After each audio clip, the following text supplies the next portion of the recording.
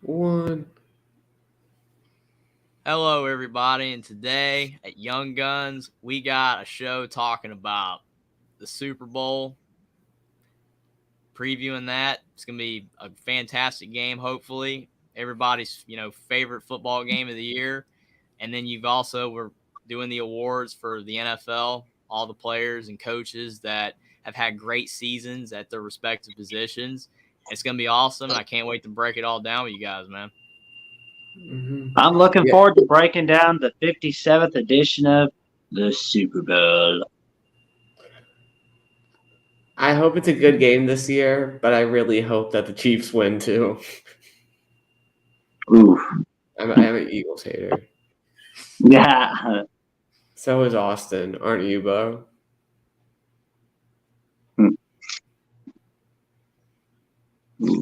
Oh, Hello? most Dallas fans, man, they're not, fans of the Eagles for sure. Yeah.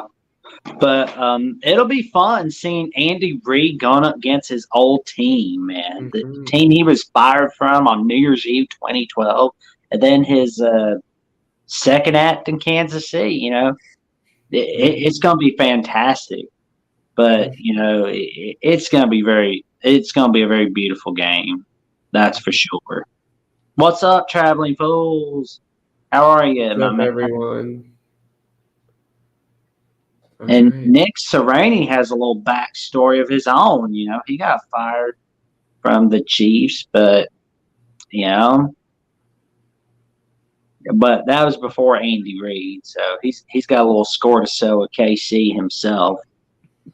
Mhm. So yeah, there's gonna be a lot. There's two coaches with scores to settle on Sunday night on Fox. We also have the Kelsey family reunion going on. Oh man, that's gonna be so cool. Only Mhm. trouble is for their mom is who's she pulling for? I mean, Travis or Jason? Both. You got to root for both, man. No man, that's kind of like And true. But will be an awkward dinner on Easter. He's got like hey mom, who'd you pull for on Super Bowl 57? I played the fifth. Yeah. Dad, who'd you pull for? Oh, I was pulling for your brother Travis. Mhm. Yeah, Who's they the more both won successful? one too. They both won one too, so you can't like root for one because one hasn't won yet. Like, she True. really has like no really way to pull for. All right. But yeah, this is going to be another fantastic live stream, but it's going to be a very special one indeed, and it's going to be very fantastic. Mm-hmm. So we're gonna take a look at the awards here. The first one, we're not really gonna pick this one because it's really hard to do research on this one. But it's the Walter Payton Man of the Year award. Like, I just really love seeing what all these athletes do around their communities and help out. It just like warms my heart that these guys aren't just in it for the money; they're also in it to make a difference in their communities. Oh man, I mean these guys are so cool, man. It's you love to see it. oh yeah, I mean, like you said, I mean, making money, a lot of these guys, I mean, they deserve it, as hard as they work and, for the entertainment for us and, the amount of stress they, put through their bodies and just the fact that they're just elite at what they do. But I mean, like you said, they're not only, doing it for the money or, using the platform just to make money per se, but to also help other people is awesome. Because I mean, a lot of people, I mean, it's a lost art per se, to help others just for the sake of, doing it or the fact that you are able, you're in a position to be able to help. It's awesome. Mm-hmm. It sure is. Mm-hmm. Yeah. I mean, I think Russell's kind of hoping that the Denver community will help him though after the rough season, but he did so much good with Seattle. Mm-hmm. So Yeah, obviously, like you said, you mentioned, before we, came on that it's impossible to know who's going to win this. completely Yeah. possible. I mean, it's gonna, they're gonna pick one, and they're all deserving for sure. Mhm. For sure. All right. So the first award we're going to look at is Defensive Rookie of the Year. So the first one is Tariq Woolen, who's a cornerback from the Seahawks. And I think it's a good story that a guy from UTSA could just straight up start in the NFL and already become nominated for Rookie of the Year. It just shows the culture in Seattle of developing young players and really making them stand out. Mm-hmm. Yeah. Yeah, I mean, he's done a fantastic job for sure. Yeah, I mean, he's had a great year this year. We look forward to seeing, more awesome plays from Tyreek Woolen in the coming years. Mhm. But, I feel bad for the Rams and the 49ers and the Cardinals because they got to deal with him twice a year. Mhm. But the Seahawks, they're going to be very happy in the future. Well, I mean, it's awesome when you come from a smaller school because of the fact that when you are coming from a top program and you're a top draft pick, you're already expected to, perform, at a high level. But when you are coming from a smaller program, no one really knows what, exactly, you're going to do. Are you even going to make it in the league? And then when you over exceed expectations, it's awesome. I mean, that's why obviously people still talk about, Tom Brady, for what he's done throughout his career because of where he was drafted, even though he was from a big program. But I mean, in the case of Mhm. Tariq Woolen, like you said, he was from UTSA, so it's amazing that he's accomplished what he has so far.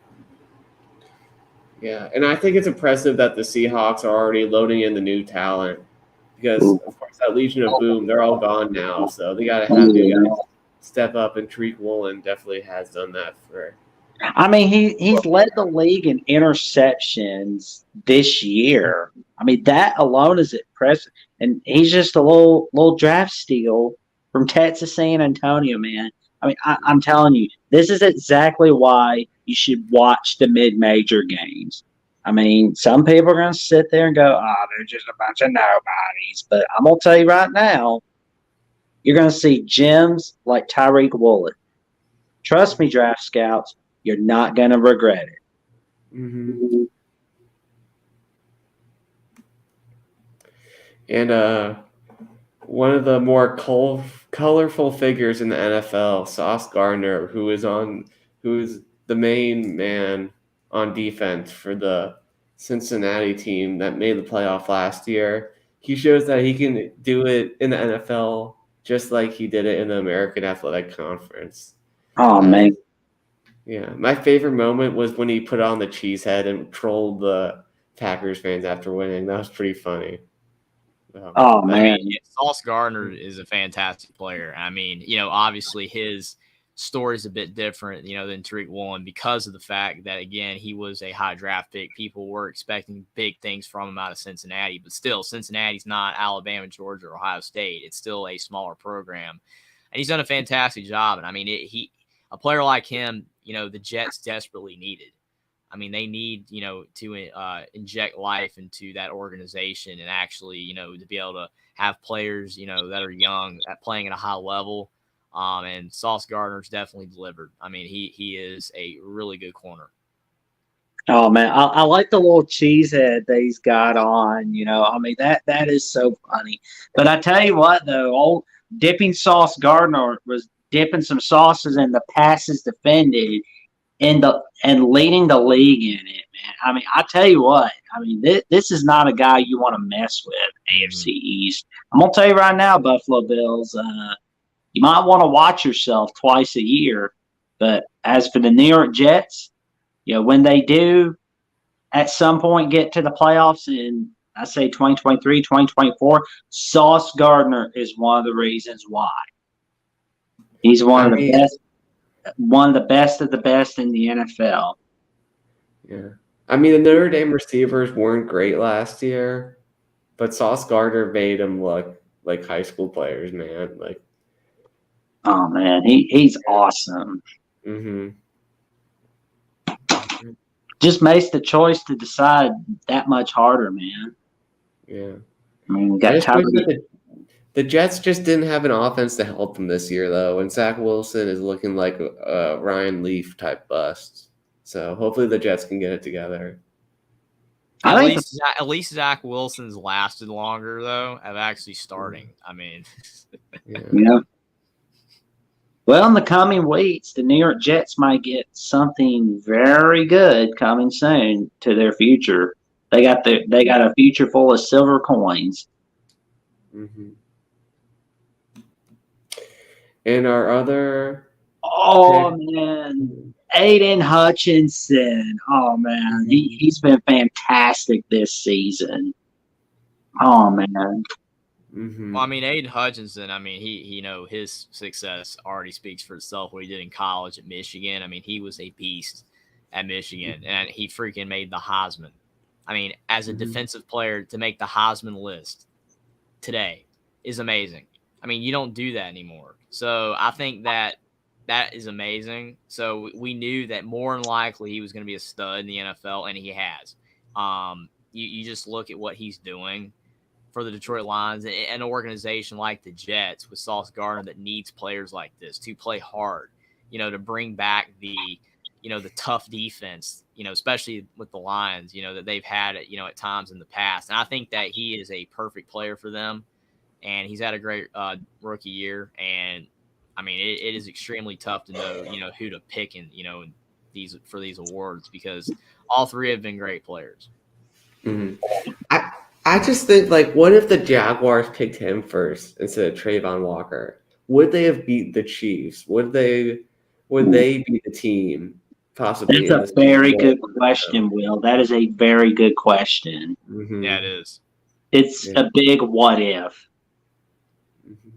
But yeah, I mean, it was impressive that he looked just as good in the NFL as he did in college. It's impressive to just like seamlessly transition so well, just like the other two guys that are on our list. Yeah, because a lot of times, I mean, even when you're a top pick, you do struggle, and you've seen it with tons of top picks. They don't, perform, especially in their rookie year, at the same level that they did in college. It's a definite step back, and they might eventually be really good, but they do have that transition period. To your point, none of these three, have had that issue. And I mean, you feel like with Tariq Woolen, and Sauce Gardner, they're corners. They're playing, out in the backfield. It's a little different. I'm not saying that's an easier position. No, it's not. I mean, the technique and everything you have to do, if you mess up and get blown coverage, then it's bad news. But I mean, to me, that possibly is an easier position to transition to. When you're Aiden Hutchinson, you're going into the fire of having to out-bully these experienced NFL offensive linemen. Find a way to get through that. And, I mean, he's transitioned perfectly, like you said. I mean, no issues. I mean, it's like he's been in the NFL for 10 years. It's crazy. All right. So we must make our decision. We must pick who our That's the good part, and the bad part about it is you got to make a decision. I mean, I guess I'm just going to have to go with Tariq Woolen. That's just my decision right there, man. I mean, leading the league in interceptions, man. I mean, that is enough for me, man. Is that your pick, Jeffrey? Who you got? Well, I feel like Tariq Woolen he had a great year, but I feel like he's not as big of a name as Sauce and Hutch. That's your reasoning? Because he's not that big of a name? Come on. Well, I'm trying to think of who the people will pick, not who we will pick. I know. Yeah, what's kind of funny is I actually have no idea, because you guys, put the list out, and that was the one position for whatever reason that wasn't in the list. You had all the other ones in the list, and that one wasn't, so I have no idea. Well, I say this. I say show the people Tariq Woolen, just a compilation of highlights of Tariq Woolen, and what people choose from there. Who you got, Will? I'm waiting I'll for go. yours. I'll go Hutch. I don't know. It could be either one. Well, since you're going Hutchinson, I'll just go Sauce then. Yeah. I'll pick one. There you go. I'll pick one. There we go. There we go. All of us, we're just kind of like, we're not unanimously pick. I mean, it's just a hard choice, Yeah. All right. but it's a great one all the same. All right. On to the offensive side. Oh man, Now I have actually that have the one's pick gonna of be the rest of easier. these. I have the Broxo picks for the rest of Purdy, Mhm. Broxo Purdy, Mr. Irrelevant is now Mr. Relevancy. Mhm. I mean, dude was unbeaten until the NFC title game. Unfortunately, when his Yeah, throw hurt. got messed up by the Eagles. But I tell you what, though, I mean, if anybody watched this guy at Iowa State, if you guys, in the live chat watched him at Iowa State, you'd know that he was really awesome at Iowa State. He was a straight up baller. Mhm. I mean, it was just bam, bam, bam. Mhm. It was just, I mean, even though they had a disappointing 2021 season that year at Iowa State, Brock Purdy did very well. I mean, he was just pretty good, It's just nobody really watches enough Iowa State, which is sad, but Mhm. it is what it is. But Brock Purdy, man, he showed the league why he's Mr. Relevancy. I mean, I tell you what though, any defense in the NFC West, you're gonna have a rough time with him. Mhm. Well, I mean, you look at Brock Purdy. I mean, you mentioned Iowa State, Mr. Irrelevant and all that.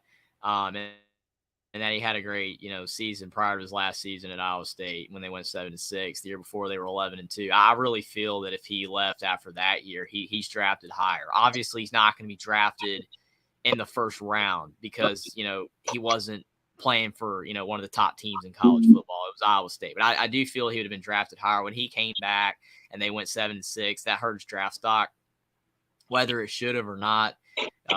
You can agree to disagree. I personally think he shouldn't have dropped, but that's just what happened. And he fell all the way to the last pick of the draft, to the 49ers. And you look at what he's done already in his NFL career, coming in, for when Trey Lance getting hurt and then Jimmy Garoppolo is getting hurt. And for a lot of people, the 49ers season's over.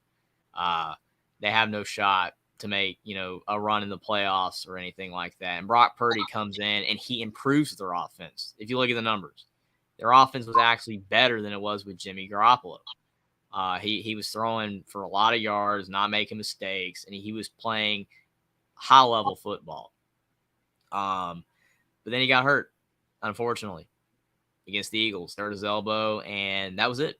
Had no shot to win, couldn't throw, but that should not take away from what Brock Purdy has achieved already in his career, because the transition should not be like that. It should be, Brock Purdy should have come in and struggled, and the 49ers should have lost some games, but no, he just came in and played high-level football, and he gave the 49ers a pretty special season, even though it ended, unfortunately on a sour note due to his injury, but he played well. Honestly, when I saw him play against Notre Dame in 2019 in the Camping World Bowl, I was like, man, like, is this guy really that good? I mean, I know he was under pressure like a lot that game because their offensive line couldn't hold up. Mm-hmm. But I'm like, really?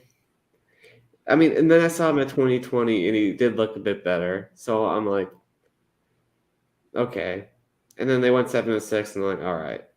And then I saw he got picked, and I was like, okay, good for him. He got picked in the draft. But my goodness, man. Brock Purdy, the guy's a gamer, man. He's a gamer. Similar to Stetson Bennett. I mean, the guy just keeps going and going, even though he probably doesn't have the most talent. He got everything out of that talent this season for the San Francisco 49ers.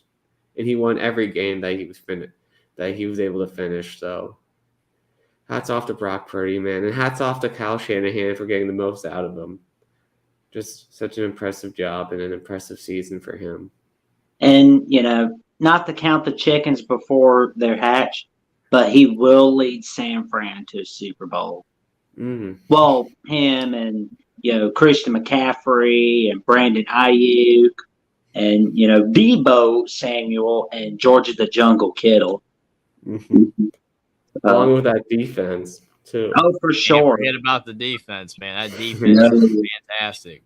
Mr. Bosa, man, I would not want to get on his bad side. I tell you right now. Woo! No way. No, you don't want to make him mad. But I guess it's onward to our next guy for the Offensive Rookie of the Year. Oh, man, Kenneth Walker, the Fud, who was drafted at the second round from Michigan State. I tell you what, he was a fantastic draft steal. I mean, the Seahawks, man, I want whoever is making these draft decisions in Seattle, I want them. I want them. Mm-hmm. Oh, man. I mean, you look at Kenneth Walker, I mean, he's part of the reason, that Michigan State, he's basically the reason, but you trying to be fair. There's other players in the team. They went 11-2 because Kenneth Walker was incredible. He transferred in from Wake, and he just lit it up for Mel Tucker. Mel Tucker gets, the big contract extension, and they go 5-7.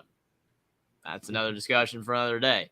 But this guy on the screen right here, Kenneth Walker, is the reason that Michigan State was that good that year. And he was a steal.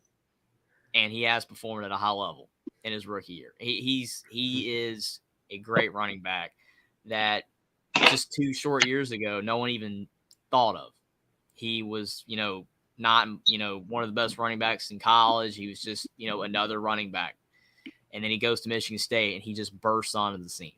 I mean, he just out of nowhere. Like you're like first, second game of the year, and you're already talking about Kenneth Walker. Wow, this guy, he's running everywhere. And then he just kept going on and on and on. And I mean, he obviously he's showing he can do it in the NFL as well. And if he keeps playing at this high of a level, he could be great and have an awesome NFL career. And he definitely deserves consideration to win Rookie of the Year because he had a great season. Oh, man, he's going to be fantastic for the Seahawks. Although I feel bad for those Cardinals and the Rams and the 49ers because they are going to have to deal with this guy twice a year. I do not want to be on the bad side of Kenneth Walker III. I'll tell you that right now. The thing for me for running backs is that is it really them? Are they that good? Or is it their offensive line? And that's what I have with running backs. I'm like they drafted this guy that high, even though he's a running back and he had a great offensive line. But with Kenneth Walker, man, it's like the guy's just an animal out there getting those extra yards off the tackle. And just like the defensive guys, he just made that seamless transition. Like he did just as well in the pros as he did in college, and like that's just unheard of for so many people. And he's their Marshawn Lynch replacement, man. I mean, maybe Marshawn's a little more tough and Kenneth is a bit more speed. But yeah, definitely Seattle fans gotta be excited with their young talent with him and Tariq. So oh, man, he is fantastic. Mm-hmm. Also, Mel Tucker better be kissing his feet, man. I mean, that money. I want to say that's actually what I was gonna lead up to. I was like, yeah, he got the contract, due to this. Nah, I didn't want to say it. There's other players on the team, but it's like, man, you get the contract and then oops, 5-7. Kenneth Walker's gone. He's not walking through your door anymore. The transfer portal, man, you can strike gold every now and then. Oh, man, I tell you what, though, Tyreek Woolen and Kenneth Walker are, they are keeping the Seattle Seahawks alive and amplified in the playoff race for future years to come, man. I tell you what. Mm-hmm. All right. Man, Garrett Wilson. Wilson. Yeah, I know, right? Mm-hmm. Well, I mean, Mr. Wilson did come from Ohio State University, which is wide receiver university. So I mean, he's great. I mean, Chris Olave had a really good season as well in his rookie year, but Garrett Wilson even better. And I mean, again, the New York Jets need players like this. They just do because they've been bad for a while. And with all these players that they're getting that are really good and they're panning out per se. They're not coming into the league and they're busts or anything like that. They're coming in and they're playing really good football. That gives good signs for a pretty good future for the Jets. If they can just get the quarterback situation figured out. But Garrett Wilson, I mean, he went through the quarterback controversy, all season long that, the Jets had. You had all the quarterback injuries to their quarterbacks all season long. Zach Wilson was down. And you had to even have Joe Flacco out there at times. I mean, Joe Flacco's out there throwing passes, and Garrett Wilson's still putting up really good numbers. So he had a great season in his own right. And like with all these, it's just so tough to pick who should be the rookie of the year. Oh, man, he's had to have Joe Wacko and Zach Wilson as quarterbacks and, Mike White. Oh, yeah, Mike White. I was blanking on his name. I kept trying to say, champ. Injuries to their quarterback, Zach Wilson and Flacco, the other guy, Mike White. That's it. Yeah. But, yeah, Garrett Wilson, though, he's done a fantastic job despite the fact that he's dealt with a situation that's not his fault. But I tell you what, though, maybe if he gets somebody that goes on Pat McAfee every Tuesday, he might have a very fantastic 2023. Mm-hmm. Aaron Rodgers. Oh, Here's yeah. the thing that I gotta ask you guys. Oh, man. There we go. But, yeah, Garrett Wilson's been fantastic in 2022. I mean, 1,003 yards in receiving, man. That I'm not mistaken, it's 1,103 receiving yards. I have a question for you guys. What's that? Can you guys even name another good receiver that the Jets have had? Like, I can't think of anyone that's made the Pro Bowl or anything. Yeah, it's been a while. To Edward's point, he says Aaron Rodgers already said he's not going to the Jets or 49ers. Yeah, I was just answering Jackson's because I knew what he's talking about with, coming on the Pat McAfee show and everything. But, yeah, I do have a hard time seeing him going there. Yeah, he's Edwards probably said going to Robbie Vegas. Anderson. I mean, was Antonio Holmes there a few years? I don't know. Yeah, I think so. I know they were then the Redskins got Santana Moss from the Jets, and he was awesome. Santana Moss, man. Man, we're going way back when. Yeah.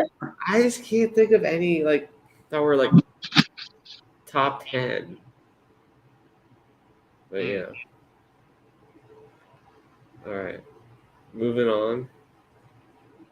So then I guess we gotta do our pick. Oh, yeah. Well, my decision was already made before the list was out. And sorry, Garrett Wilson. Sorry, Kenneth Walker. But I got to go with Brock Purdy. Mm-hmm. Mr. Relevancy. Yeah, I mean, I'm with you. I mean, I want to pick Kenneth Walker or Garrett Wilson. But, I mean, Brock Purdy coming in and playing the way he did. I know he got hurt, and that kind of stings. But, yeah, I think Brock Purdy should win it. Yeah, I think it's going to be a sweep with Brock Purdy. And now that since we all said Brock Purdy, it's not going to be him because that's how it works on our show. Yeah, we need it. We need a buck on Mike or Austin. Well, buck on Mike picks Garrett Wilson. Yeah.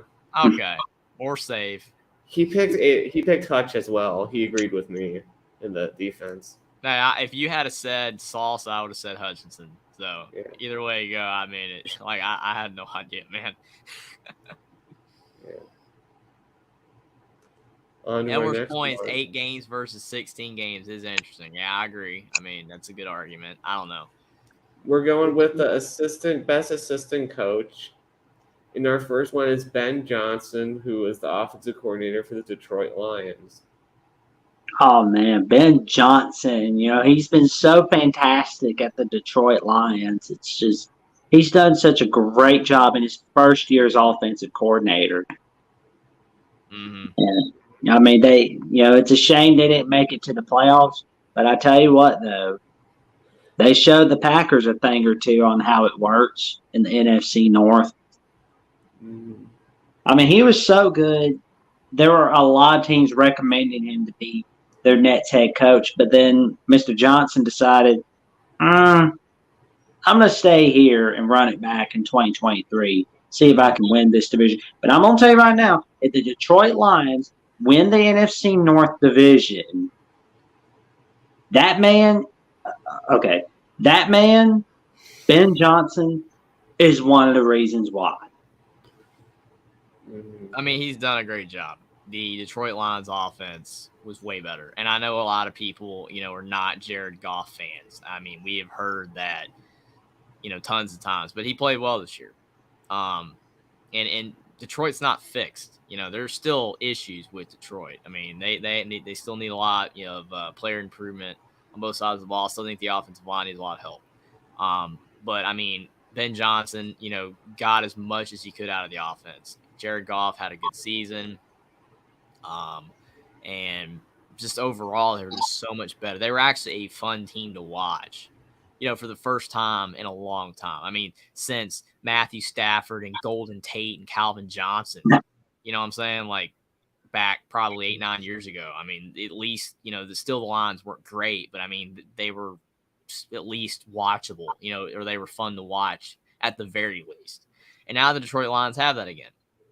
So it is nice to see. And if Ben Johnson keeps, having the Lions play at this high of a level on offense, he will be a head coach. I mean, like the total yards per game on offense with Ben Johnson as offensive coordinator, they were 4th in the league in offense, right? And in the passing yards per game, they were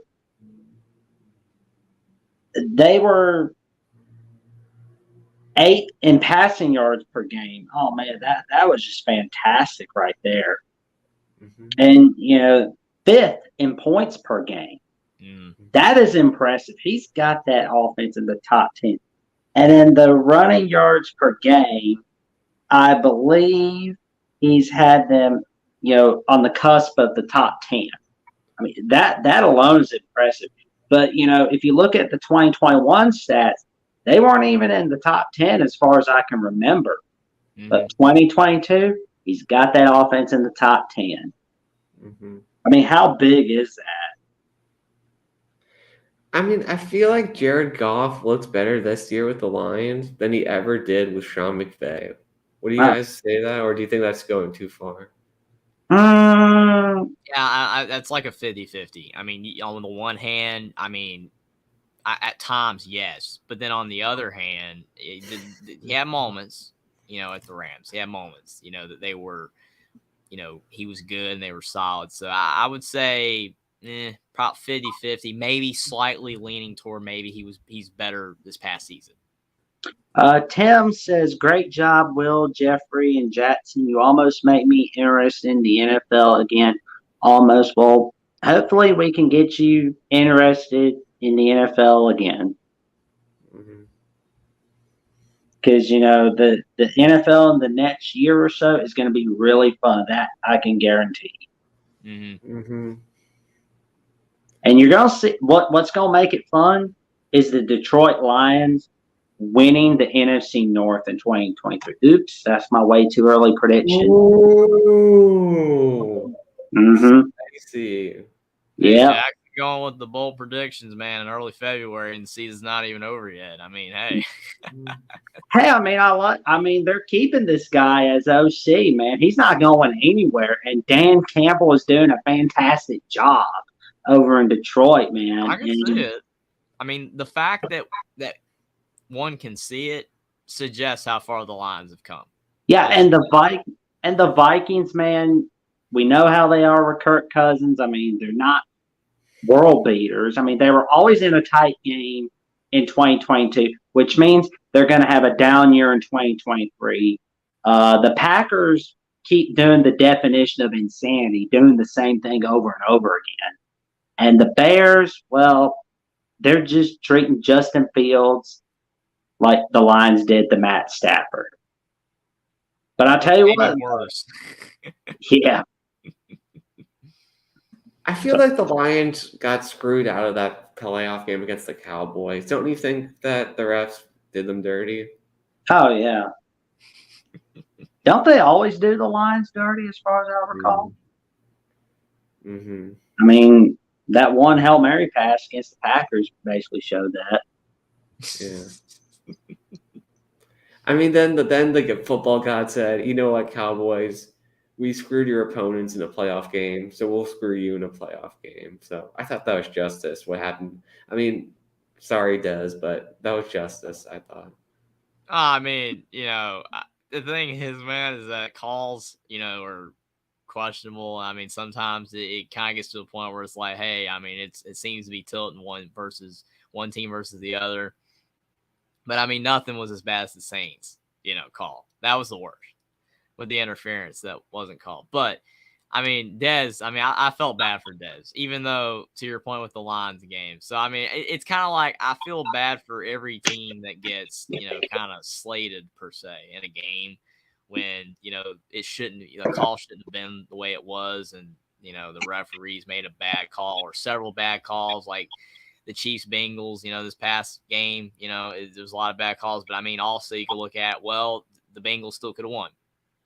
A lot of these teams could have won anyway. But it is what it is. I mean, unfortunately, there's nothing we can do about it. But, I mean, to your point, teams, it always seems finally, when they get a bad call going against them or a good call goes their way, eventually it's going to be the opposite. So it always, comes back to bite you when you get help or a call goes your way that shouldn't. Oh, yeah. Oh, DeMeco Ryans, the Bama man. Oh, man, he's been doing a fantastic job over in San Francisco to the point that he parlayed that into a top-notch head coaching job at the Houston Texans. Oh, man. God bless his heart for going to the Houston Texans, man. That's going to be a tough job. Well, I'm just real quick. I know we're talking about DeMeco Ryans, but what do you guys think about why did the Houston Texans hire Lovie Smith for a year and then fire him? Why? I don't know. It was just a wasted year. I mean, you hire. I think honestly, that's the last time they're firing a guy, after 1 year. It's going to be like with the San Francisco 49ers. 2015, they had Jim Tomsula as their head coach. Fire him after 1 year. Mm-hmm. Then they have Chip Kelly for 1 year. Then they fire him. And then they realize, maybe we shouldn't do that. Let's hire this guy named Kyle Shanahan. And bam, they've been doing awesome since then. Well, I mean, I think that's the same effect we're going to see with Houston. When you continue to fire coaches after 1 year, you're never going to get any better. True, but I think they're done with that, to be honest. Because, DeMeco Ryans is going to lead Houston to awesomeness, especially in the draft, and they're going to get Bryce Young in the 2023 draft. That I can predict for sure. And, the AFC South, it's going to be a tug of war between Jacksonville and Houston. Tennessee, unfortunately, it's going down, down, down. But Colts, they're, the Colts. Trying to be that third retirement home in the NFL, but they are obviously failing at that so far. But the Texans, though, I think they're going to learn from their mistakes from past years, and they are going to thrive. They are showing this thus far by hiring DeMeco Ryans, but but all that aside, the 49ers defense, oh man, it was fantastic. Fantastic with DeMeco Ryans. Yeah. They were first in yards allowed. Sorry. They were first in yards allowed per game. That was just big in of itself. That's not a guy I want to mess with, DeMeco Ryans.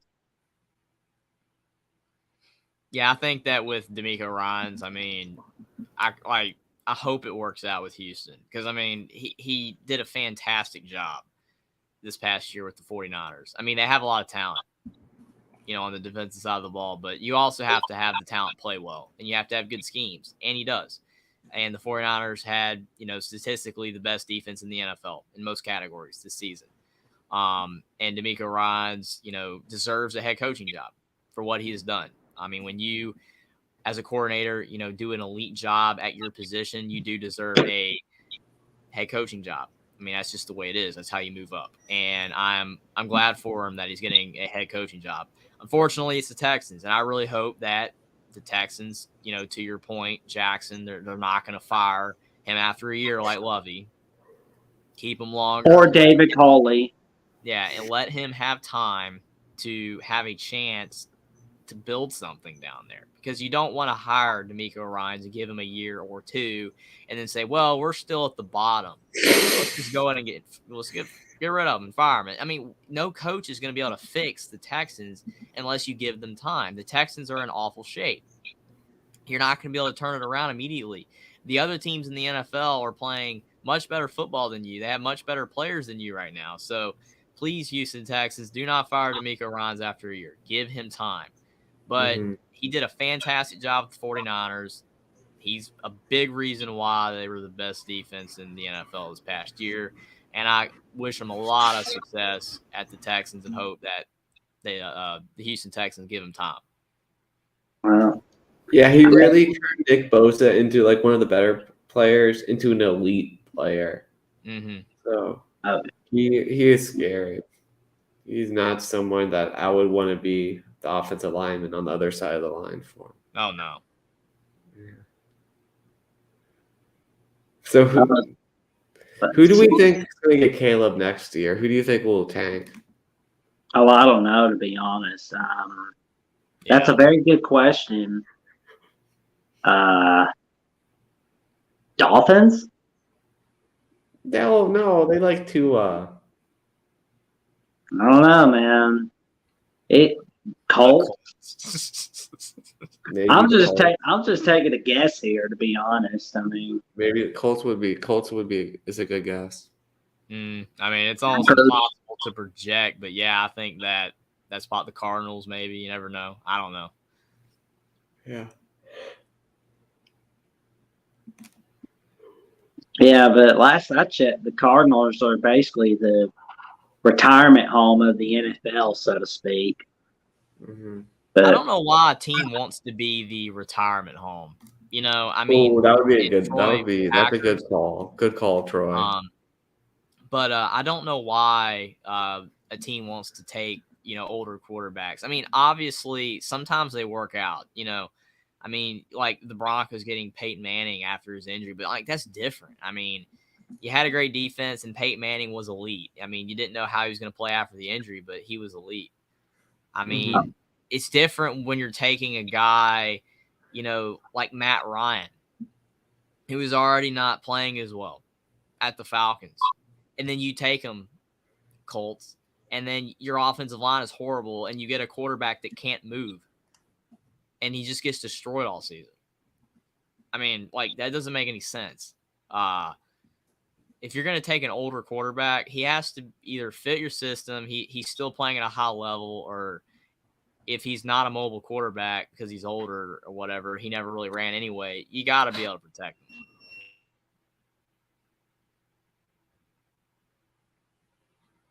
him.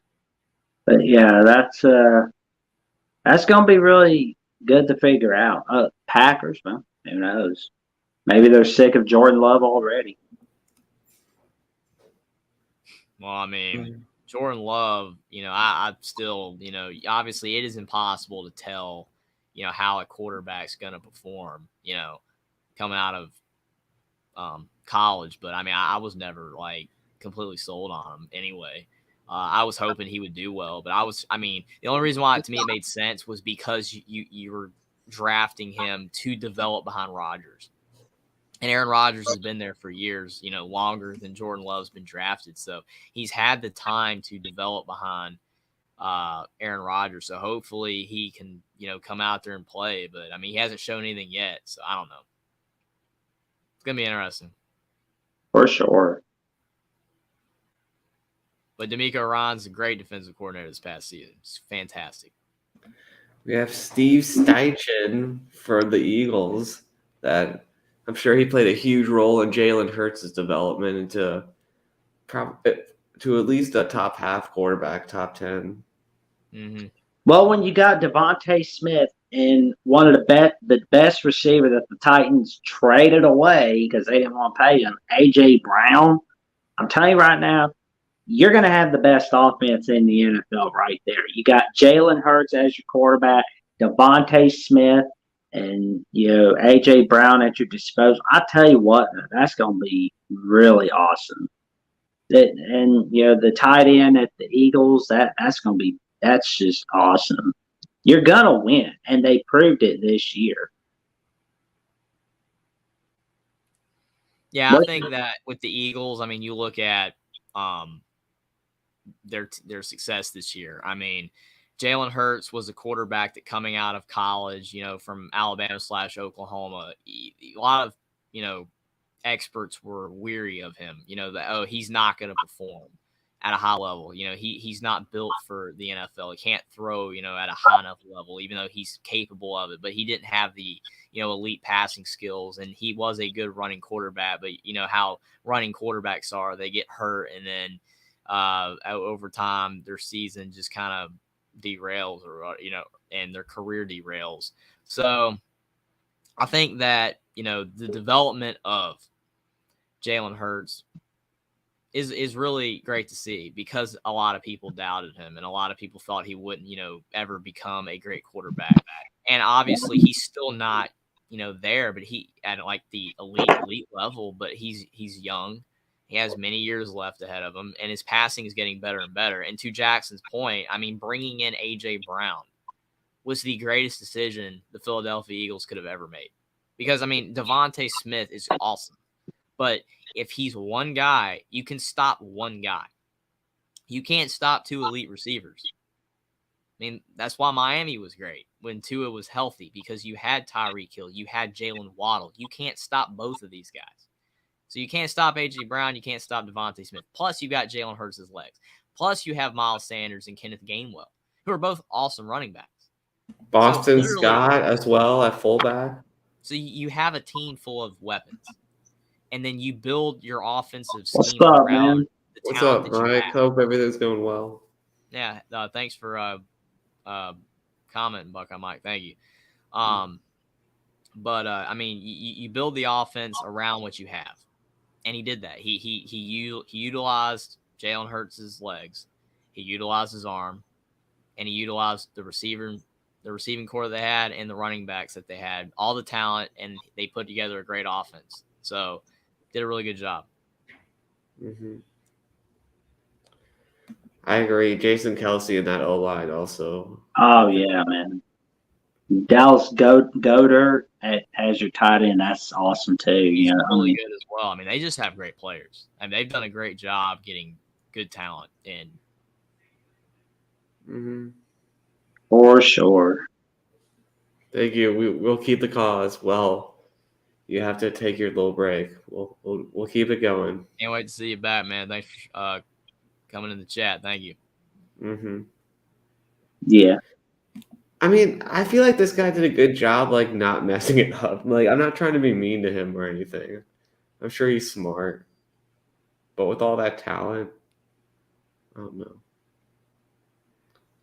Well, I mean, you're right, Will. I mean, it literally, when you have like all the talent in the world on a team, I mean, it literally is not messing it up. I mean, you just can't be awful. It's like with Alabama coordinators, you just can't be bad. Or Georgia coordinators at this point, you just can't be bad. As long as you're good or better, then that's good enough when you have all the talent that you could possibly, use. I mean, that's all you got to do. And I feel that he definitely achieved that. The Eagles were really good on offense this year, and they should have been. So he did it good. Yeah. So our pick for the best assistant coach. I'm going to be honest. I'm picking Ben Johnson to be my choice, man. Because, I mean, That the job he's done in his 1 year as offensive coordinator. I mean, wow. Yeah, that's also my pick too. But, like the Eagles, like their OC, he's a candidate, but you're supposed to win with A.J. Brown and Devontae Smith and Jalen Hurts, the Bama Sooner, man. You guys remember how they got Devontae Smith in the draft? Oh, man. Remember that last game, that Week 17 game? Oh, man. With the Commanders, and they put in the third-string quarterback. That was It paid off. It paid off for him, man. I mean, I was laughing at the time. Mhm. I'm like, this crappy team's going to the playoffs, but yeah. Yeah, I don't know. I mean, I'm it's torn between Ben Johnson and D'Amico Ryans, because on the one hand you've got Ben Johnson, he's done a fantastic job, turning the lines around on offense. But then with D'Amico Ryans, he got a head coaching job because of how great he was. So I mean, I really want to go Ben Johnson, but I'll take D'Amico Ryans. Going with the Bama man, that's awesome, man. Yeah. But it's like this. Well, you're I mean, now the that's deciding fair, vote. Edward. Dallas has talent too, but I also just don't like the Eagles, so I'm trying not to keep my bias, but I probably am showing a little bias. The second that you say one negative thing about a team, or like it's not positive, then everyone's like, "Oh, you're biased, or you don't like this team." It's so difficult. You just about straight down the middle. I love every team; they're all great. Mm-hmm. But as Mike said, please subscribe if you're enjoying us talking some football. Absolutely. And we try to be consistent with the start time, but if you keep that notification bell on, it'll notify your phone every time there's a new video. So, yeah, that really helps us out. Yeah, it definitely helps, man, because trust me, it's Click that notification bell, click the like. It's tough. And click the subscribe button as well. That definitely helps. Oh, yeah. It most definitely helps. Mm-hmm. But and yeah, also Mike showing off his Eagles fandom. Oh man. But yeah, who's your pick? Yeah, it's funny that he's from Ohio, loves Ohio State, and technically the Cleveland Browns, but he also likes the Philadelphia Eagles. That's funny. Yeah. Mm-hmm. I said D'Amico Ryans, if you're asking me. I picked Ben Johnson. Oh, I was asking Will. Mm-hmm. Yeah, I picked. He agreed with you. Yeah. Ben. You went with D'Amico too, Will? No, I said Ben Johnson. Ben Johnson. Oh, you said Ben Johnson. Woohoo! All right. Yeah. So Mike also picked D'Amico. So we're 2-2. Yeah. I mean, I love D'Amico, but you got a talented defense. So, I mean, I'm not trying to understate what he's been doing. He's done a fantastic job. But Ben Johnson, that offensive jump in 2022 is just too big for me to ignore. Mm-hmm. Mm-hmm. All right, so Coach of the Year. Oh man, Brian DePaul. Oh man, the Giants under Joe Judge were the laughing stock of the league. I mean, they were like doing a quarterback sneak on the 1 yard line with Joe Judge. Like, seriously, who doesn't? And it's like on their own 1 yard line. Like, have you been like under substance? You can't be doing that kind of stuff. Mm-hmm. It was embarrassing, and I was laughing. But I'm not laughing at the Giants now, man. They're definitely going in the right direction. No, they've been doing a fantastic job. He's made Daniel Jones look like one of the best quarterbacks. I mean, do you know how hard that is to do? Mm-hmm. I mean, wow. And, he's gotten Saquon Barkley back on the up and up. All right. It's just fantastic with the job he's done. I mean, that first game against the Giants, when they, took a risk on that 2-point conversion against the Titans, that was a sign of good things to come for the Giants. I didn't know it then, but little did I know it was going to be a fantastic year for the New York Giants. Yeah, I agree. I mean, Brian Dable's done a great job. The Giants were an awful team. I mean, the Eli Manning days were long gone, and they were horrible. They were essentially what the Texans are right now. But they're better. I mean, they are a team that, like the Lions, you can actually turn on and actually see some good football. It's enjoyable to watch, and it's great to see because they've been bad for a few years, and I think that what Brian Dable's done should not be understated or undervalued.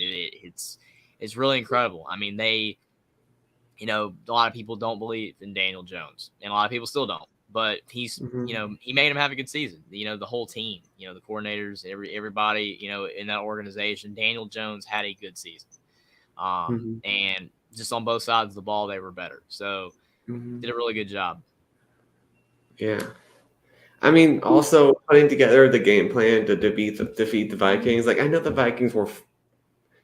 I mean, after the game, like everyone was saying, the Vikings are frauds, but they still won a lot of games. And to be able to go into the hostile environment with the clapping, like the hoop and all that, and pull off that win is impressive for sure. So yeah, great season for the Giants. I hope they regress, but can't help but tip my cap to them, man.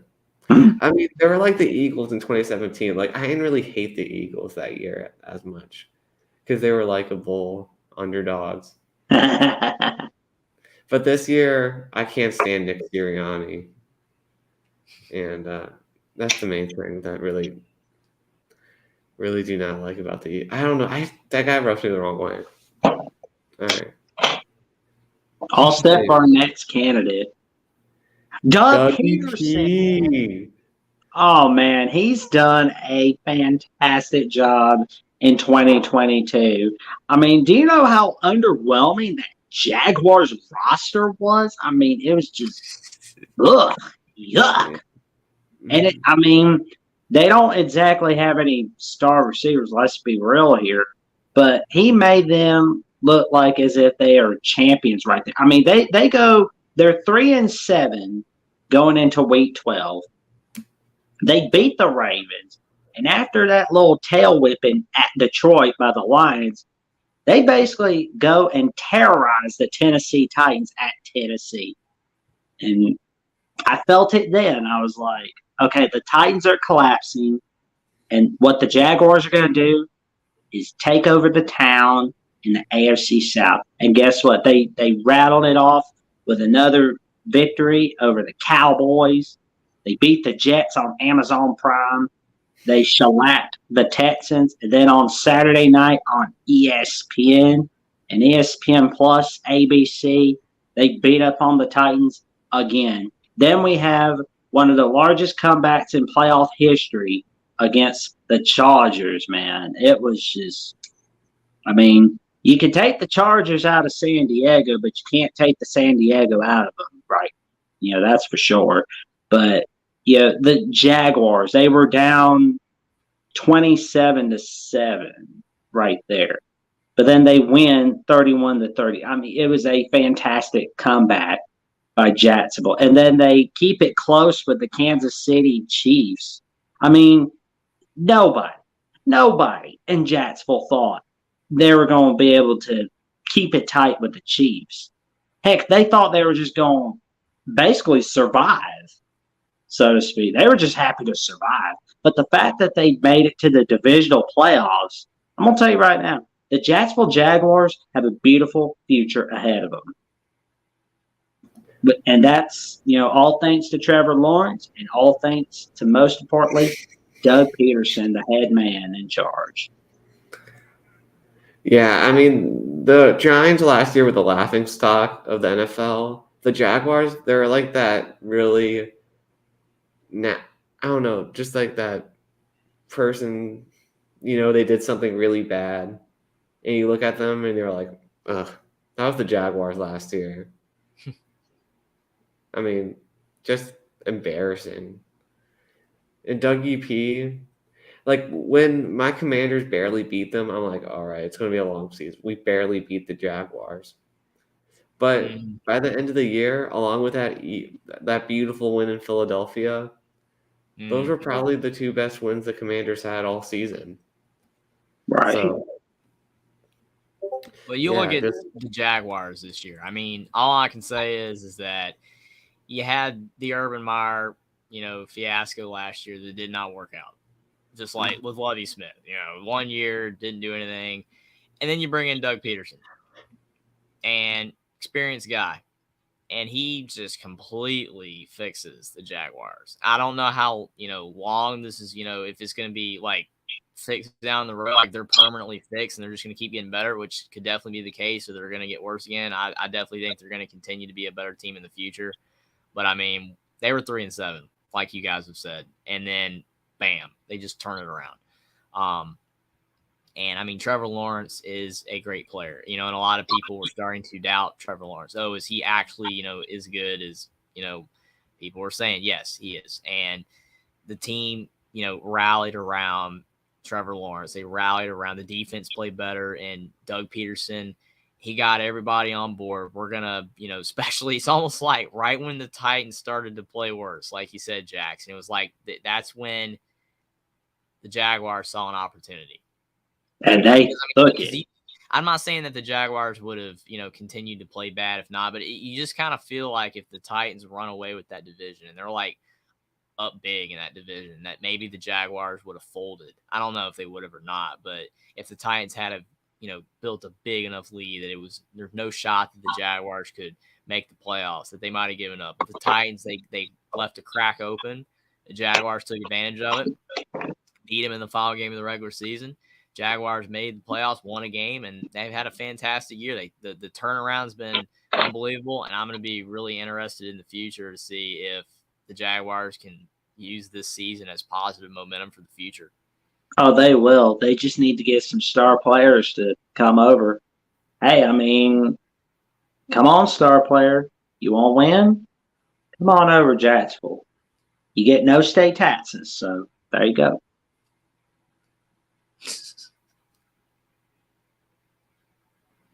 Kyle Shanahan, oh man, he's done a great job at San Francisco. I mean, he loses his starting quarterback to an injury, ACL injury. Then he loses Jimmy Garoppolo to an injury. Then he gets Brock Purdy. Bam, they're winning, man. And when the 49ers traded for Christian McCaffrey, that's when they really started to pick up the pace right there. I mean, I'm just so impressed with the Niners and the fantastic season they've had under the difficult circumstances. I'm sorry that didn't result in an appearance in the Super Bowl and possibly winning it. But I'll tell you what, Mr. Shanahan, you'll be able to win a Super Bowl one of these days. You just got to learn from what you did, what you've been doing right, and what you've been doing wrong. You'll get one eventually, my friend. Yeah, Kyle Shanahan, I mean, it's unbelievable, the amount of things that have gone wrong for the 49ers this past season, and they just kept fighting through it. I mean, Trey Lance was supposed to be the guy. A lot of people questioned that. I did. I was like, you should have gone with Jimmy Garoppolo. But then Trey Lance gets hurt. And unfortunately, he never got a shot to, really show what he could do. Jimmy Garoppolo comes back and he plays. I mean, what is Jimmy Garoppolo? The whole argument with him, is he one of the best quarterbacks in the NFL? Is he a top 5 to top 10 quarterback? No, he's not, but he's good. He's just solid. So that's why, having him at quarterback, you saw that the 49ers were improving. And then he gets hurt. And unfortunately, that is the one knock on Jimmy Garoppolo. He has had an injury history. But then you bring in Brock Purdy, and it's like, really, I mean, he's not supposed to do anything. He's a rookie. He was the last pick of the draft. He's not supposed to do anything at all. And he comes in, and yes, the 49ers have all the talent that they could possibly have. I mean, and that's a big key. I mean, I agree that, when you have Deebo Samuel and you bring in Christian McCaffrey, genius move, again, by the 49ers, genius move. But you have all these players that any quarterback could succeed. I disagree with that. because, again, if you have a bad quarterback and you have all the talent in the world, it doesn't matter. You can still fail. But Brock Purdy came in. They got him rolling. He was playing at a high level. And that's a remarkable job by Kyle Shanahan. I will say, though, that if somehow, when Brock Purdy went down, Josh Johnson had to come in, and then the 49ers were still winning, then this guy easily wins, Coach of the Year. If somehow that happens, if he's able to win with Josh Johnson. But fortunately, they couldn't do it at that point. It was just too many losses at the quarterback position. Couldn't do anything about it. But had a great season for the 49ers, and with all the turmoil that they had and bringing in Christian McCaffrey, had a great season. He did a great job. I mean, I do have things with Kyle Shanahan that I don't necessarily like. He did say that being the offensive coordinator with the Redskins was the worst thing he ever did. But I mean, that was a lot of that probably was because of Dan Snyder, and I can't really blame him for that.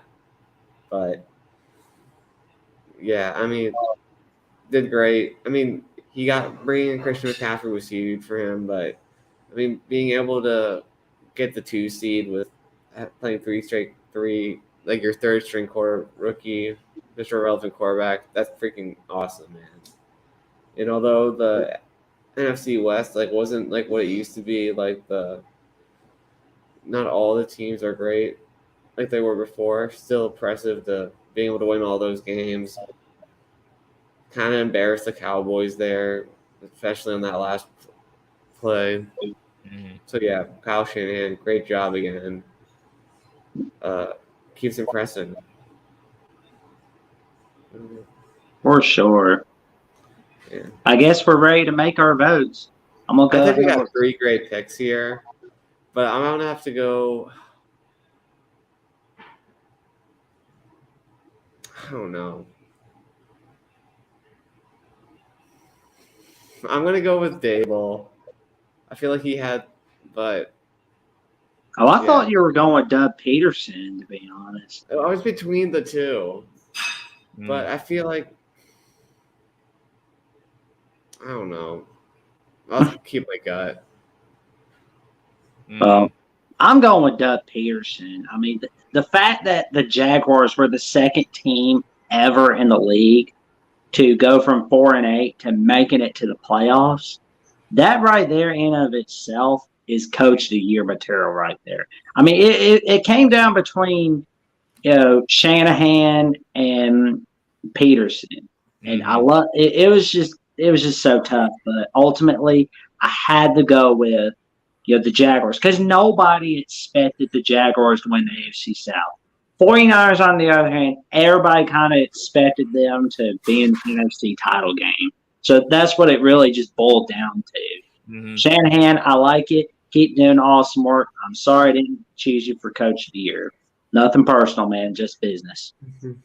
I completely agree with you, Jackson. I was literally on the fence same way with Shanahan or Peterson. And you look at Shanahan. I mean, again, the coaching, job that he did with the quarterback situation is incredible. But to your point, the 49ers were expected to be a good team. And yes, doing what he was able to do with Brock Purdy is unbelievable. But yes, the Jaguars were awful. And then Doug Peterson comes in and turns them around. So I got to go with Doug Peterson. It was close. I almost went with Shanahan because, again, what he did was amazing. But they still had all the talent in the world. And Brock Purdy did a great job. And he did a great job with him. But I'm going to go with Doug Peterson. Mm-hmm. Well, look, Mike agreed with me. He also went with Brian Dable. So I think we all went different. Did we all go different? I went Peterson. Jeffrey went Peterson. Okay, Willie. And I went with Dable. So I guess we split then. Yeah, Buckeye might went with Dable. So it was kind of just 2 for 2. 2-2, really. Yeah. All right. On to comeback player of the year. Oh man, Saquon Barkley. He's been so fantastic. I love what he's done all year.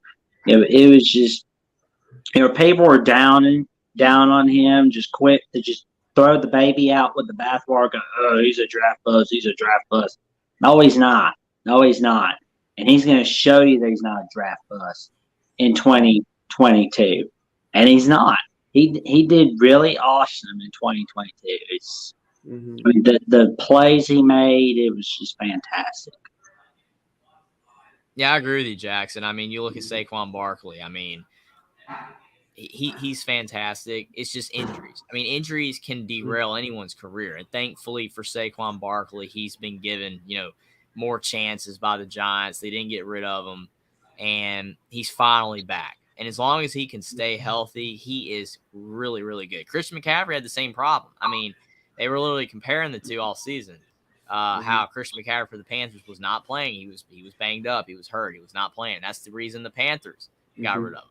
And they might live to regret that. Maybe they won't. But, I mean, when you have injuries and you're not reliable, unfortunately, they always say availability is the best ability. And for Saquon Barkley, when you're missing time, then people are going to be saying, oh, you're a bust. You're not a bust because of injuries. You're a bust when you play and you play badly. You're not a bust because of injuries. I will never in my life call someone a bust because they got hurt. No. They're out for ACLs and things that are out of their control. But Yeah. Saquon Barkley's come back and he's playing at an extremely high level again, better than he ever has. And I'm so glad that he is. I'm glad that he's back. Oh, man, my man Barkley is 4th in the league this year. He was 4th in the league in rushing yards total. 1,312 yards. I mean, that is just so big. I mean, I'm going to tell you right now, cue the Big Valley theme song music. Da, da, da, na, na, na, na, na, na, na, na, da, da, da, da, da. Mm-hmm. Do you guys remember that kick return he had against the Buckeyes? Oh, man, he that was so awesome. And then Buckeyes did come back to win that game. Troy, don't be mad at me. But I love that play Barkley made. I mean, I hate it they beat my Titans, but that game-winning 2-point conversion he made against the Titans, that was big. It was wow. Thank you, Tennessee Balls for Life. Thank you, Balls for Life. We appreciate you You watching guys the help show. make it a great show with all your comments. Thank you. Yeah. Exactly. And thank you for. I knew that guy was gonna. Oh, okay. Oh, sorry. I knew he was going to be a special player. I'm like, this guy's going to be a star after that one play. Like, he was great he was great the year before, but it just sucked that he kept getting injured. But yeah, I think he's back to where he belongs. I think he's one of the best running backs in the country. So, For sure. Yeah, I think Saquon's going to keep doing Saquon things as long as he stays healthy. Oh, I so look forward to Saquon in the coming years. Mm-hmm. For sure. I just hate that people are so down on him. But I tell you what, that Christian McCaffrey, though, oh, man, Christian McCaffrey was really wonderful in 2022. Yeah, that run that he had in the NFC Championship game for a touchdown, that was awesome. Oh, yeah. Mm-hmm. I mean, again, I've already referenced them with the Panthers. They might end up regretting getting rid of him, but unfortunately, again, injuries. I mean, he was hurt. If he was not hurt for the Panthers, all those games, he would not have been traded. The Panthers would have kept him, but he goes to the 49ers, and he's healthy now, just like Saquon Barkley. He's not out for hamstring issues. He's not out, and that has been the big key for Christian McCaffrey. He's a fantastic running back. Proved it at Stanford, and he's proven it in the NFL. He is fantastic, but when you're not available, it's tough. And then people start to, doubt you and say that you're not as good as you are. And again, injuries should not be a reason to say that about a player, but people do. But Christian McCaffrey's healthy now, and he's now at the 49ers, and he's done a fantastic job, showing the NFL world again that he is an elite running back. He had a great season. I mean, his dual threat nature, catching balls out of the backfield and running the ball at the middle, he's one of the best, at both. Oh, man. Yeah, he's been really wonderful. I mean, but I'll tell you what, though, when you have, other guys on offense such as Ayuk and George Kittle and Debo, you're bound to win big games and you're bound to have a lot of help. I love what McCaffrey has done in the 2022 season. I hate that, things weren't going so well for him in Carolina, but, at least he's going to do very well in San Fran. And he's going to get a Super Bowl pretty soon. I have a good feeling. Maybe 2023, maybe 2024, but either way, he's getting a Super Bowl real soon. Mm-hmm. So I like the way that Christian McCaffrey plays. He's a tough guy. Obviously, the injuries suck. I still can't get over the fact that he knocked my Fighting Irish out of the playoffs in 2015. That was a really traumatizing experience that I had, man. Because the defensive play calling by Brian Van Gorder really didn't help my Irish. But yeah, when they got that field goal. I don't know if that's a reason to, not particularly like a player, though, man. Well, it's painful memories, man. Painful memories. He's a great player. For people that like the Panthers or are stuck watching the Panthers every week on TV, it hurts that McCaffrey's gone, but I'm still watching him on TV with the 49ers and enjoying watching him play. It is what it is. Panthers are the ones that made the move. I still just remember watching the Irish players cry after that. It hurt. That loss hurt. It's like 8 years ago. Oh, man. I don't remember these games, man. I remember the 2011 Michigan collapse at the Big House so clearly. Yeah. Don't remind me about the 2009 or the 2010 games against Michigan. Oops, my error. Those games suck too, but the 2011 one. Yeah, I said too much. Sucked, but 2011 was the worst. 2011 made me never root for Michigan again. Oh man.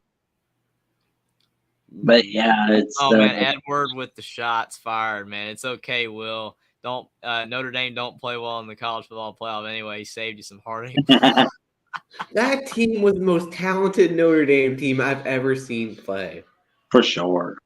But the defensive play calling that Brian Van Gorder had, I could have done a better job. I seriously felt like all three of us, if we were the defensive coordinator for Notre Dame, could have made better play calls than Brian freaking Van Gorder, man. And man, just take me back to 2015, 11-year-old me, man. Notre Dame OC called this man well indeed. You would have been better than Brian Van Gorder.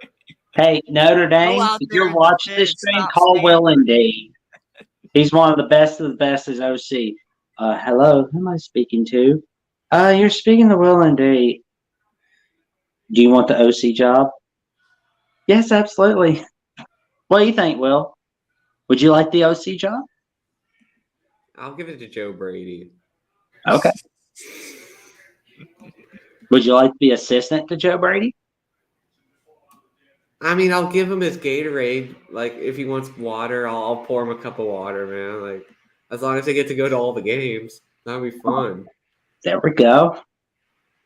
As long as they'll allow me to drink 3 or 4 chugs of Gatorade, and then it's worth it, along with going to all the games. Because if not, I don't want to have dry mouth while I'm letting them wet their whistle. I want to get some drinks. Oh, man.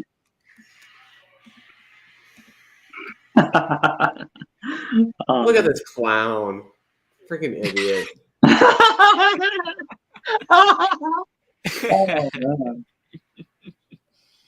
Oh man. Are we on our did we get our all right, let's go to the last one. We got off track there. I had a Brian Van Gorder memory. Yeah. Memories. We probably would have been the Buckeyes if we would have had Kirby Smart instead. But we lost that game too. All right. Geno Smith. I'm happy for Geno, man. Everyone said he was a bust. Geno Smith sucks. Geno Smith's a bust. He's terrible. Look at him, man. A Pro Bowler. Hey, man. Hey, the Pro Bowl. I could play in the Pro Bowl right now. You know, like that you put the best players in the league in the Pro Bowl, and you're out there. You got 20 yards of space, between the defender and the receiver. I think I could make them passes. There's only one lineman coming after me. I think I could maybe scramble away and have enough time to throw. The Pro Bowl's easy now. Yeah. But for Geno Smith, I mean, hey, the West Virginia guy that threw for 600 yards and all those touchdowns in that infamous game. I mean, it's nice to see him, have a bounce back, to his career. Because, I mean, he was forgotten. No one remembers Geno Smith. He was like, oh, that's the guy that threw for 600 yards against West Virginia. Well, now he's the Pro Bowler. He got to play in the Pro Bowl, even though it's the Pro Bowl now, not the Pro Bowl then, when it was in Hawaii and it actually was cool. Yeah. But for Geno Smith, I was, happy for him that he had a good season with the Seahawks. I mean, they kind of did taper off a bit toward the end. He wasn't playing as well toward the end of the season as he was at the beginning, but he still had a great year and at least gives, his future prospects of his career, the last 5 to 6, 7 years maybe that he has left playing in the NFL, that he could be a starting level quarterback with the Seahawks.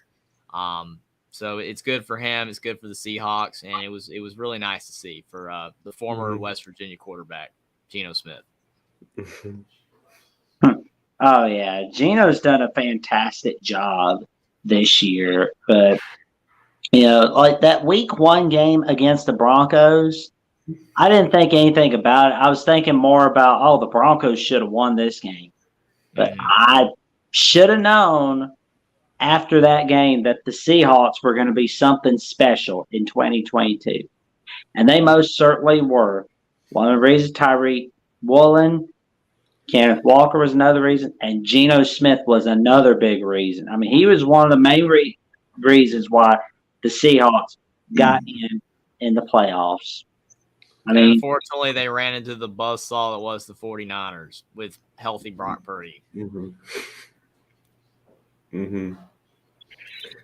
Yeah, man. I mean, he was like a punchline at one point, Geno Smith. They're like, oh my gosh, this quarterback looks like Geno Smith. How bad he's playing. And I mean, everyone's failed at the Jets. Like, the Jets haven't had a good quarterback. That's why the Panthers took Sam Darnold, because they thought it was just because he was at the Jets, right? Yeah. I mean, the last good Jets quarterback, Vinny Testaverde, was he even that good with the Jets? I mean, I feel like that's how far back. It might be Joe Flacco. Joe Wacko.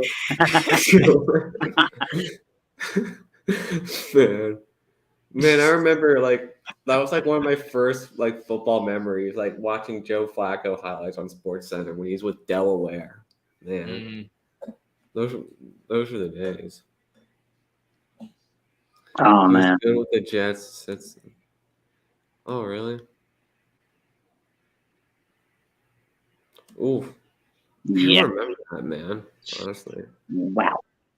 Yeah, but yeah. Well, thanks, Buck. I'm like, I had to throw that in. I mean, obviously Flacco's not it, but I mean, it's just funny.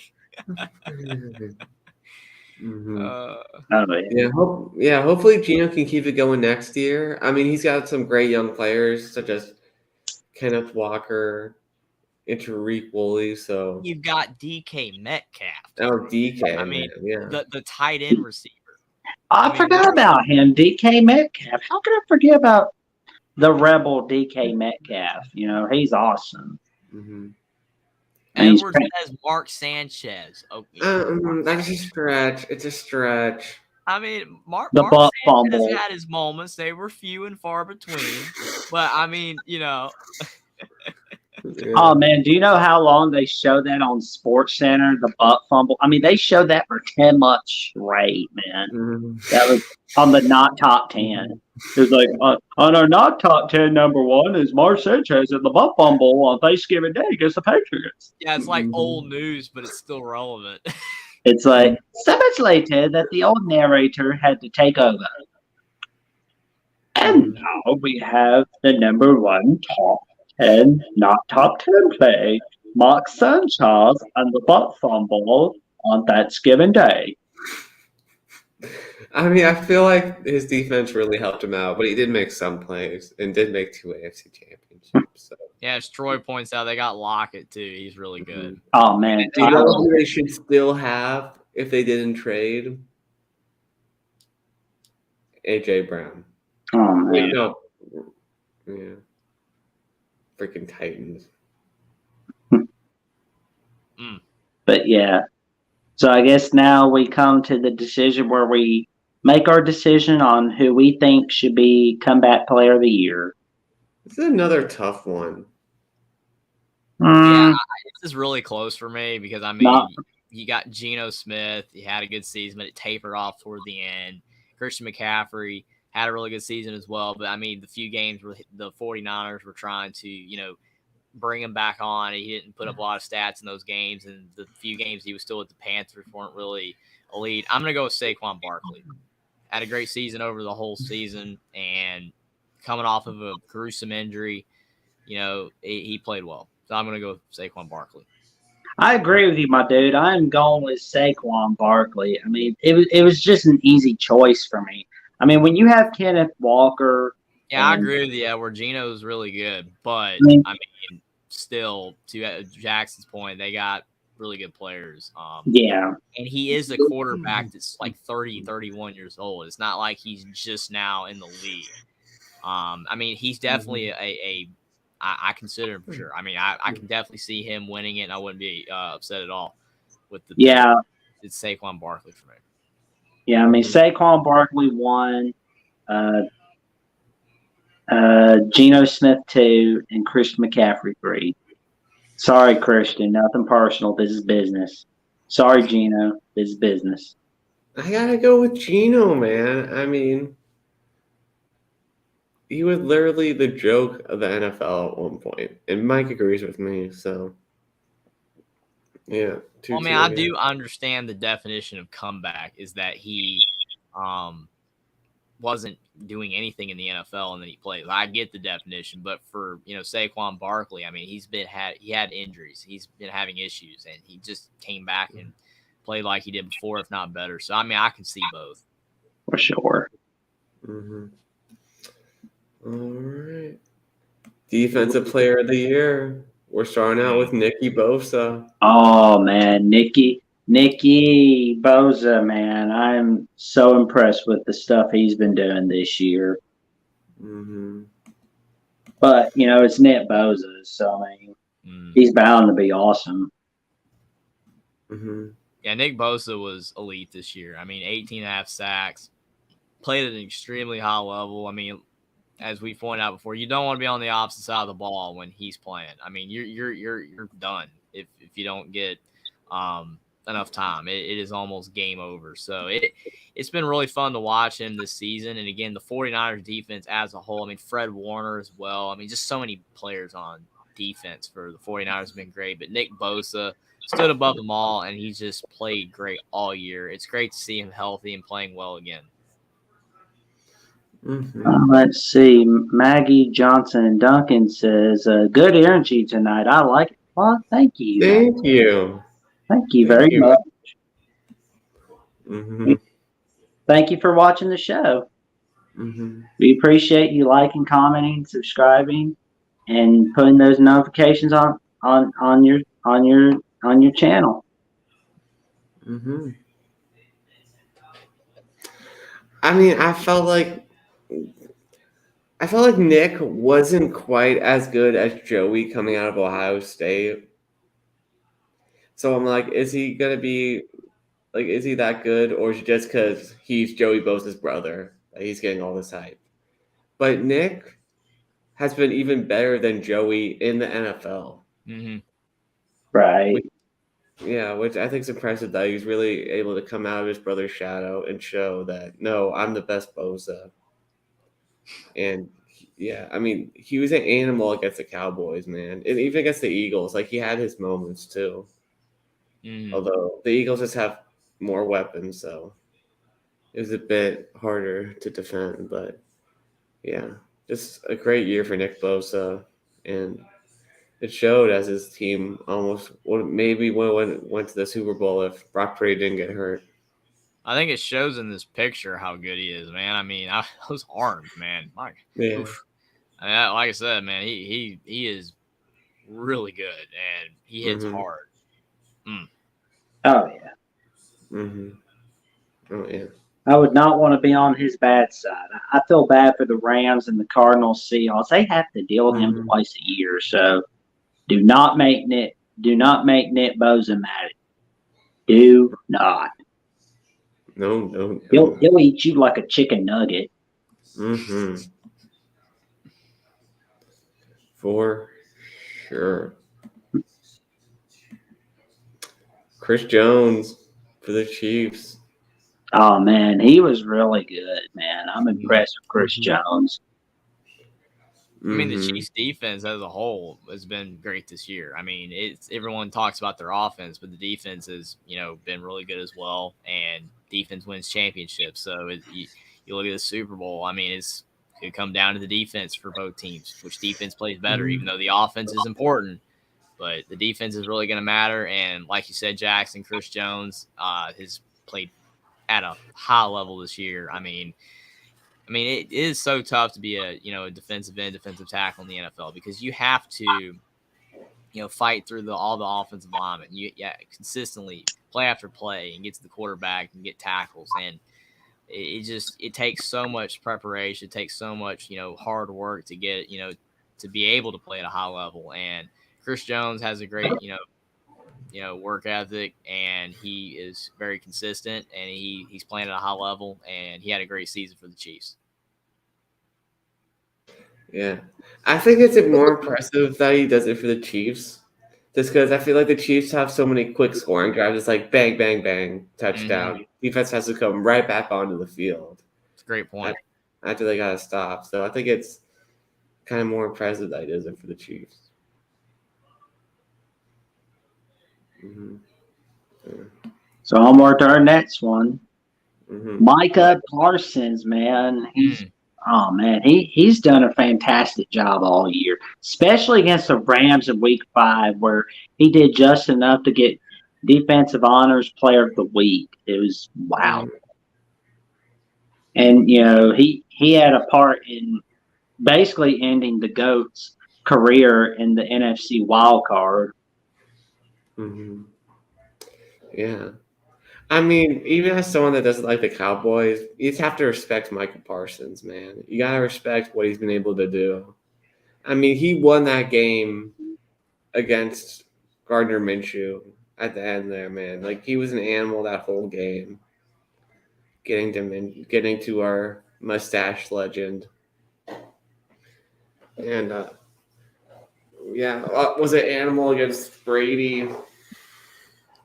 Always does well against the Commanders. He's just a complete player, man, and he's going to be a problem for everyone in the NFC East to deal with for years. And I respect him, man, in the interviews as well. He seems like generally a good guy. Yeah, I completely agree with you. I mean, Micah Parsons, I mean, he's a young guy. He hasn't even been in the NFL that long. And he is just unbelievable. I mean, 13 and a half sacks this season and 60-something tackles. It's just incredible. He just plays so hard on every play. And that is key. Like with the other, players on this list, you have to play at a high level to be a great player in the NFL every single play. Because if you take plays off, if some plays are not playing as hard, I mean, it's going to show up, and people are going to see that when you're playing hard every single play, even if you don't get to the quarterback, you're causing havoc. And you're helping your teammates maybe get to the quarterback, or you're just putting that pressure so they'll make a mistake. And that's been the key for Micah Parsons. He just puts so much pressure on the opposing team, like Nick Bosa. He's had a great season, and it is so tough to pick, this, award because all three have been fantastic. But Micah Parsons had a great season for the Cowboys. Oh, for sure. But now comes the choice. Studs. Mm-hmm. I'm going to go Micah Parsons for my choice. I got to go Nick Bosa. It's close, though. I mean, they could all win. True. Yeah, for me, I literally was flipping a coin between Nick Bosa and Micah Parsons. It was so close, but I ended up going with Micah Parsons. It was so close though. Mm-hmm. All right. I think it was 2-2 again. Like me and Mike both picked. 2-2. That's our theme for tonight. 2-2. Mm-hmm. And for Offensive Player of the Year, Pat Mahomes. I mean, he is the best and most talented quarterback in the league right now. I think it showed that he was able to beat Joe Burrow injured, and which I mean they got a little help from the refs, but still incredible to win injured against your biggest rival. I mean, like the way he was playing against the Jaguars, you know, in the divisional playoffs after he got hurt, you know, he was, and Jeffrey's gonna know this reference, and some people in the audience are definitely gonna know what I'm talking about by this reference. But he basically played like Chester Good at one point, you know, just like, you know, running with the legs, just go, Bester Dillon, got run for the first down. Mm-hmm. So it was just.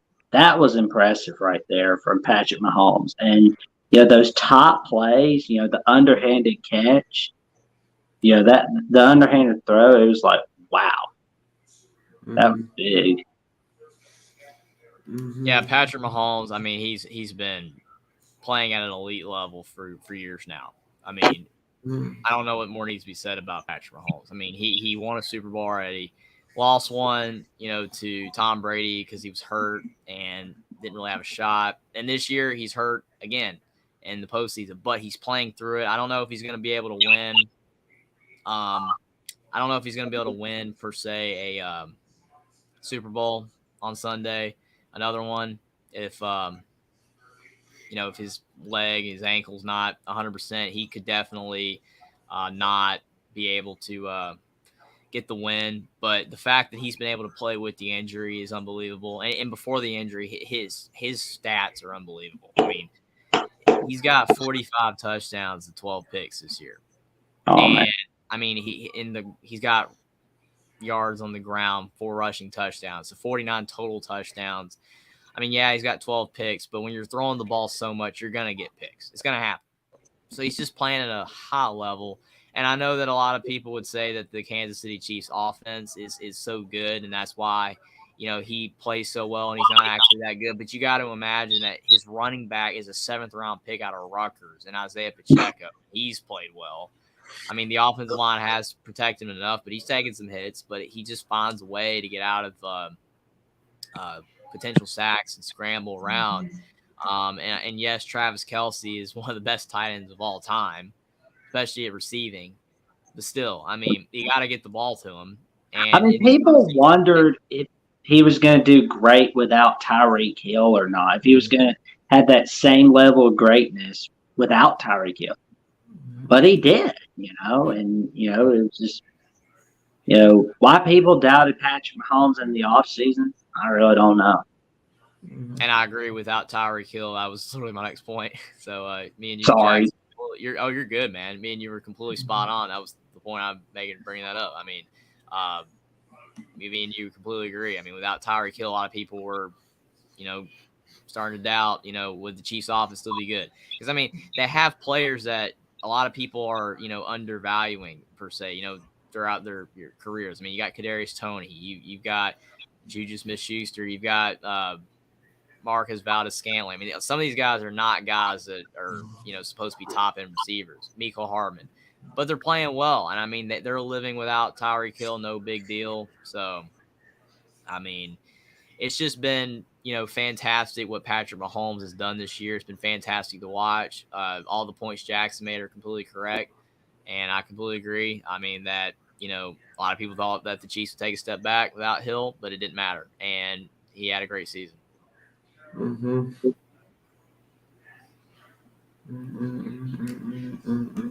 Onward to the next one, Jalen Hurts, the Bama Sooner, man. It's oh man, you know, going into the 2020 draft, people were sitting there going, no, why are the Eagles drafting Jalen Hurts? I mean, why are they lazy in their drafting? Because they knew deep down he was the future. They knew enough that they overpaid Carson Wentz. And they were like, oh, we got to get this guy. Who's that guy at Oklahoma again? Jalen Hurts. Let's get him. And, he got him into the playoffs 2021. And, in the offseason, people were wondering, is Jalen Hurts, that good? Is he that good? Let's show him we have some faith in him. Let's go get A.J. Brown. And guess what? I mean, that week 2 game against the Minnesota Vikings, I mean, that right then and there basically showed people maybe we shouldn't doubt Jalen Hurts so much. Mm-hmm. And, I'm just going to tell you right now, anybody that watched Jalen Hurts when he was at Bama and at Oklahoma, you're basically getting something special with Jalen. And I hope he wins a Super Bowl real soon. May that be this year, may that be next year. I don't know, but I really want to see him win a Super Bowl. He is so awesome. Mm-hmm. Yeah, I mean, the guy's just a gamer, man. I mean, like, everyone doubted Jalen Hurts after the first year. They're like, no, he's not going to get the guy to get Philly over the top. Like, they got to draft a new quarterback. He's not good enough. For sure. Yeah, and he proved everyone wrong, man. I mean, made the playoffs last year. Now he's going to the Super Bowl. I mean, whether you like it or not, and I don't like it because I'm not an Eagles fan. No. Even if I weren't a Bama fan, I'd still be happy about, Jalen doing awesome the way he is. Yeah. I mean, with Jalen Hurts, it's one of those things where you had to see it, and he's playing well. And I mean, part of it is we talked about this with a lot of these players is the talent around. A player really helps, and getting A.J. Brown was one of the best decisions the Eagles could have ever made. Pairing him with Devontae Smith, and you've got great running backs, Miles Sanders, and then you've got Dallas Goedert as well at tight end. Just overall, you just look at their team. Kenneth Gainwell, the other running back. I mean, they have a good offense, and their defense, I mean, is one of the best in the NFL. C.J. Gardner-Johnson, Hassan Ray. They just have a really great team. So Jalen Hurts benefited from having a lot of talent around him, but you still have to play well, and he did. I mean, he's running the ball at a high level, and he's throwing the ball better than he ever has, and that is it's been great for him because it's helped his career. I mean, now people think he's a really good quarterback, and I mean, I always thought he was really good, but the throwing was a question. But he's passing the ball a lot better, and he's got great weapons, and he had a great season. So it's been awesome to see Jalen Hurts, not potentially be a bust in the NFL in a lot of people's eyes, and not playing at a high level. He's playing really well, and it's awesome to see. Mm-hmm. For sure. It's going to be a beautiful future for Philadelphia, whether they win or lose Sunday night. Mm-hmm. Onward to our Nets. Well, Justin Jefferson, we're moving on up to Mr. Jefferson. Mm-hmm. Oh, man, he's been fantastic this year. It's another fantastic year for Jefferson.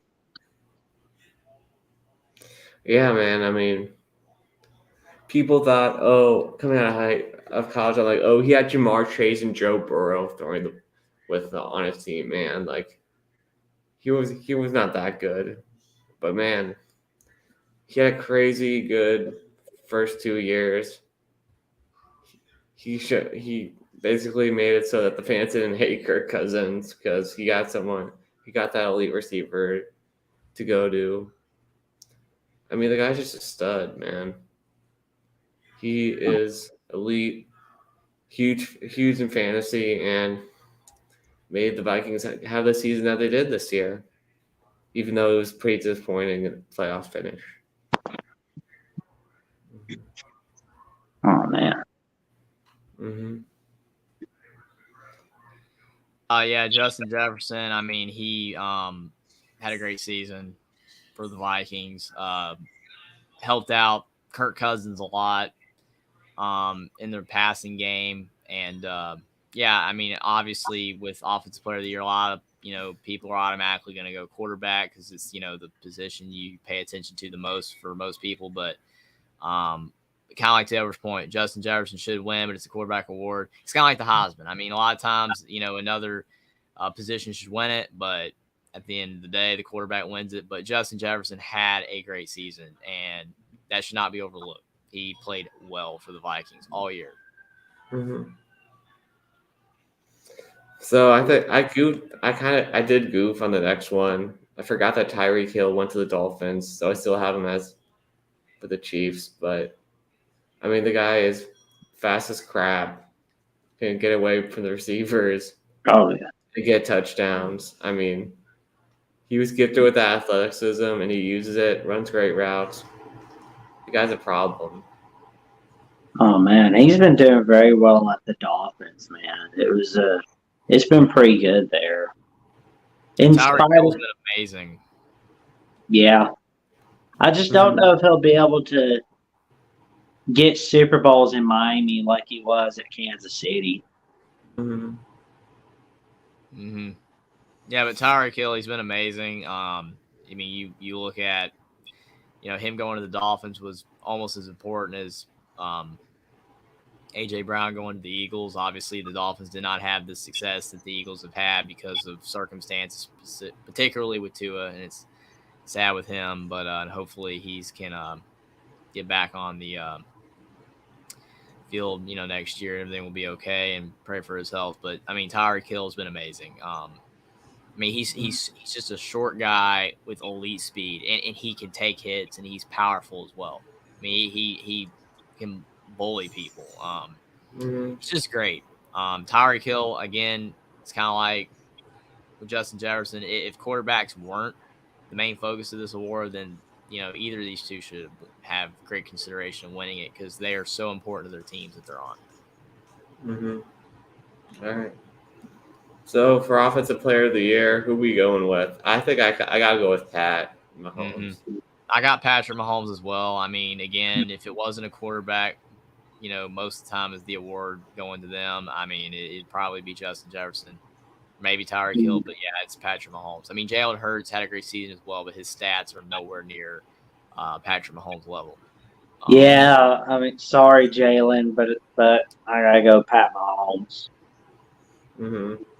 Yeah, so the last award, the MVP, has pretty much the same guys, but just two more quarterbacks.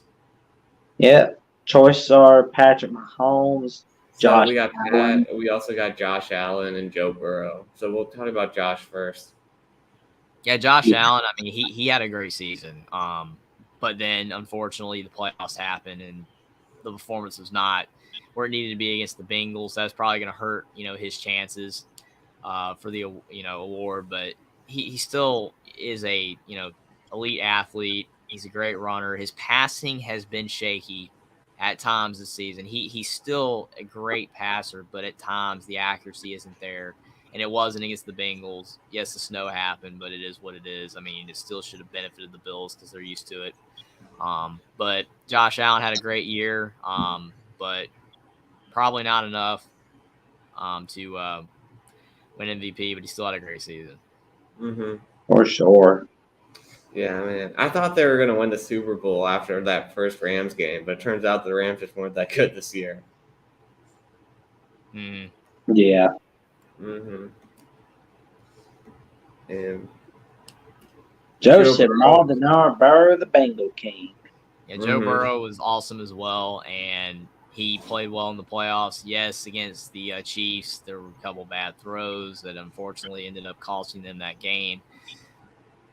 But he still had a great season, and I mean, he led the Bengals to the Super Bowl, last year, and he almost got him back this year. And he's going up with a poor offensive line, and he's still playing well. So he had a great season, but unfortunately might fall short as well. But I mean, if he won the award, I would not, it wouldn't be crazy to me because I mean, Joe Burrow played fantastic, but I mean, there's just so many great players in the NFL. But he had a great year. Yeah. So for MVP, are you sticking with Pat, or do you think one of the other guys will win? I'll probably just go Mahomes again. Oh, well, I think I'm gonna go Jalen Hurts on this one. All right. So we went too long. I mean, I think we had a lot of fun. We had some good conversation, but did go a little too long with our awards. So we're going to be doing our Super Bowl show on Thursday. We're sorry we couldn't get to it, but it's really late. So Check it out. Like, comment, subscribe, hit that notification bell. You're gonna get some of the best shows ever. Yeah. See you Thank guys. everybody. Good night, everybody.